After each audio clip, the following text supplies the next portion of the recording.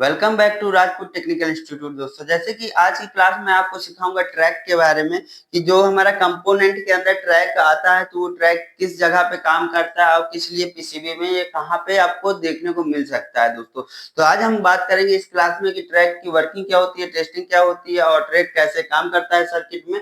तो चलिए मैं सबसे पहले बता दूं, ट्रैक एक ऐसा कंपोनेंट है जो एक स्विच के तरह कार्य करता है। क्या करता है? एसी स्विच की तरह। और ये ट्रैक जो कंपोनेंट होता है ये हमारा एसी में वर्क करने वाला कंपोनेंट है। ठीक है दोस्तों, तो क्या होता है कि ये एसी में वर्क कराता है और इस ट्रैक को हम लोग पढ़ने वाले हैं कि इस ट्रैक में कितनी लेग्स होती हैं, कौन सी लेग किस किस चीज की होती है और ये सर्किट में प्रॉपर कैसे काम करता है। तो चलिए, जैसे कि आप देख रहे हैं कि ट्रैक जहां पे भी आपको पीसीबी में लगा हुआ देखने को मिलेगा, या तो वहां पे ये सिंबल आप देख सकते हैं, इसका सिंबल होता है ट्रैक का, तो ये सिंबल आपको देखने को मिल सकता है, या फिर आपको ये डोनेटिंग लेटर जो लिखे हुए मैंने, ये डोनेटिंग लेटर आपको उस पीसीबी के ऊपर देखने को मिल सकते हैं दोस्तों। ठीक है, इसके बाद जो ट्रैक होता है उसका पूरा नाम होता है ट्रायड फॉर अल्टरनेटिंग करंट, मतलब ट्रायड फॉर अल्टरनेटिंग करंट इसका ये पूरा नाम होता है। इसके बाद आप लोग को मैं बता दूं, ट्रैक वो कोई भी हो, जैसे कि आप देख रहे हैं ये दो टाइप के ट्रैक मैंने बनाए हुए हैं और इस ट्रैक में आप देखेंगे 3 लेग्स हैं। इसकी जो लेग्स होती हैं वो फिक्स होती हैं दोस्तों। तो जान लीजिए कौन सी लेग्स का क्या वर्क होता है। तो जैसे कि मैंने इसमें ट्रैक बनाया हुआ है, आप देखेंगे ऊपर लिखा हुआ 1 2 3, मतलब इसमें हमारे 3 नंबर हैं। तो आप लोग समझिए, जो 1 नंबर होगा हमेशा वो MT1 का होगा। किसका होगा दोस्तों? 1 नंबर आपका हमेशा MT1 का होगा। सेकेंड नंबर हमारा हमेशा MT2 का होगा और तीसरा नंबर हमेशा हमारा गेट का होगा। ठीक है दोस्तों, तो ये आप लोग को समझ में आ गया होगा कि जो हमारा MT1 होगा वो 1 नंबर पे होगा, MT होगा वो 2 नंबर का होगा और गेट हमारा तीसरे नंबर पे आएगा। अब ऐसे ही आप देखेंगे कि ये दूसरे टाइप का थोड़ा सा ट्रैक बना हुआ है और इसकी लेग्स को देखेंगे कैसे। मैंने आपको बताया कि 1 नंबर पे हमारा MT1 होता है, तो आप देखेंगे 1 नंबर पे हमारा MT1 है, मतलब जो पहली लेग्स है वो MT1 की है। इसके बाद आप देखेंगे 3 नंबर, तो 3 नंबर मैंने बताया गेट का होता है, तो 3 नंबर इसमें गेट का है जो कि बीच में दिए हुए हैं।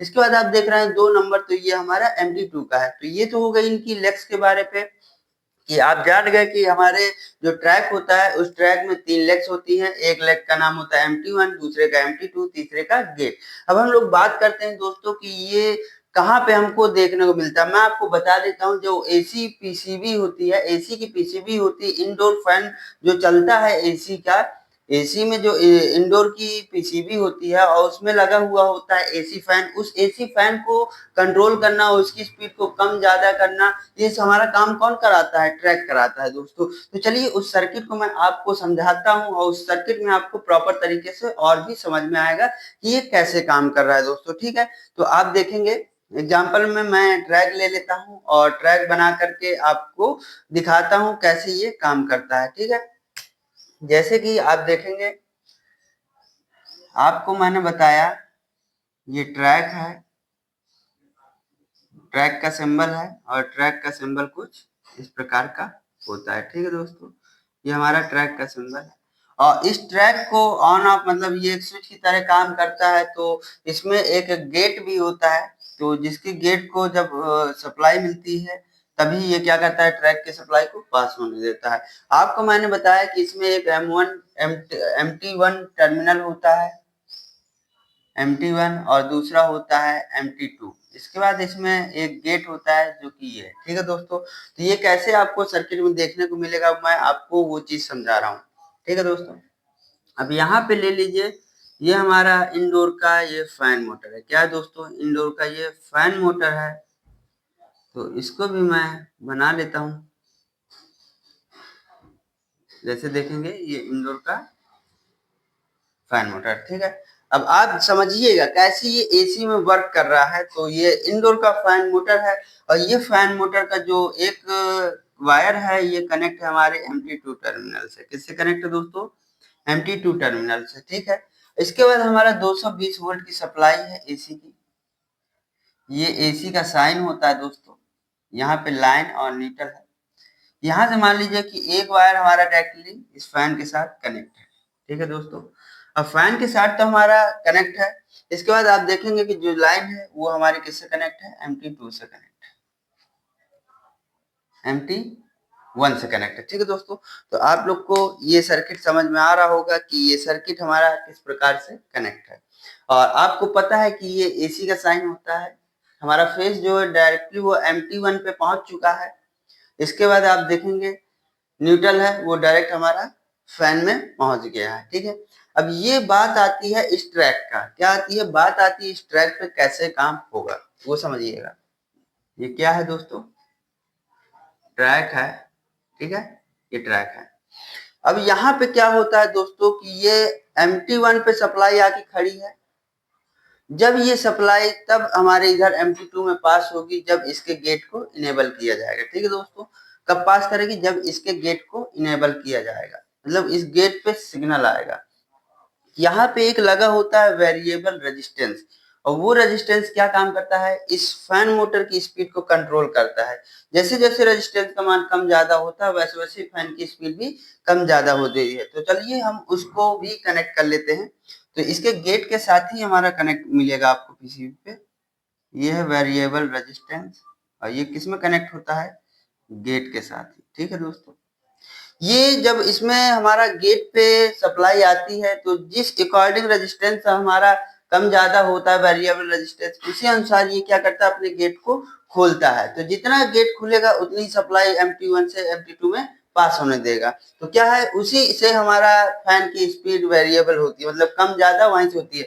जितना इसको वेरिएबल रेजिस्टेंस हमारा सेंस करेगा कि हमको जैसे थोड़ा सा खोलना है गेट, तो हल्का सा खोलेगा तो इसकी स्पीड धीमी होगी, और जब गर्मी ज्यादा होगी तो सेंस करेगा, और सेंस करके फिर इसकी स्पीड को क्या करेगा, ज्यादा ओपन कर देगा गेट को, तो पूरी सप्लाई आने लगेगी, जिससे ये फुल स्पीड में चलने लगेगा दोस्तों। तो ये हमारा लगा होता है variable resistance, variable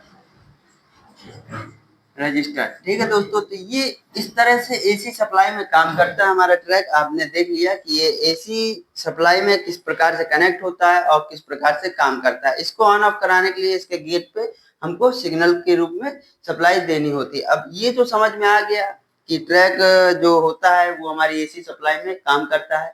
AC PCB में, इंडोर की पीसीबी में जो फैन मोटर होता है उसकी वेरिएबल स्पीड को कम ज्यादा के लिए हम लोग ट्रैक का यूज करते हैं। अब बात आती है दोस्तों कि अगर ये ट्रैक हमारा खराब हो जाता है या हमारा पीसीबी पे ये ट्रैक खराब हो जाता है, तो इस ट्रैक को हम लोग कैसे टेस्टिंग करेंगे और कैसे पता करेंगे कि हमारा ट्रैक खराब है। तो चलिए उस चीज को भी हम लोग देखते हैं। अब आती है बारी हमारी टेस्टिंग की, कि हम लोग टेस्टिंग को कैसे चेक करेंगे कि हमारा ट्रैक सही है या खराब है, और किस प्रकार से आपको इसकी टेस्टिंग करनी होती है। तो चलिए दोस्तों मैं आपको बताता हूँ टेस्टिंग करने का एक सिंपल सा तरीका, और वो तरीका आपको कोई नहीं बताएगा। तो जैसे कि अब बात करते हैं इसकी टेस्टिंग की। ठीक है दोस्तों, बात करते हैं इसके टेस्टिंग की।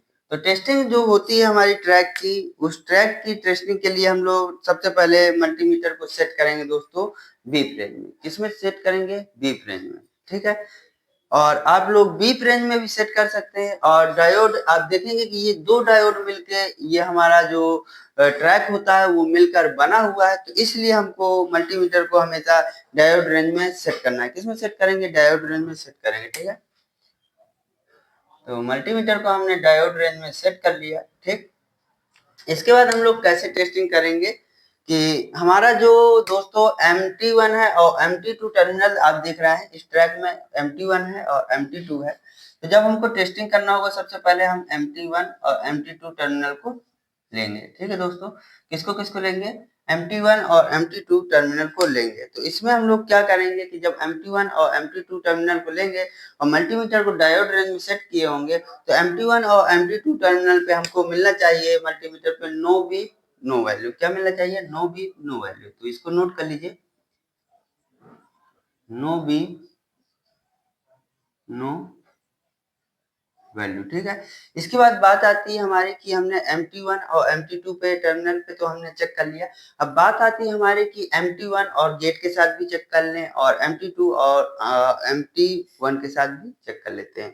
तो चलिए उसको भी बारी बारी से कर लेते हैं, 1 2 3।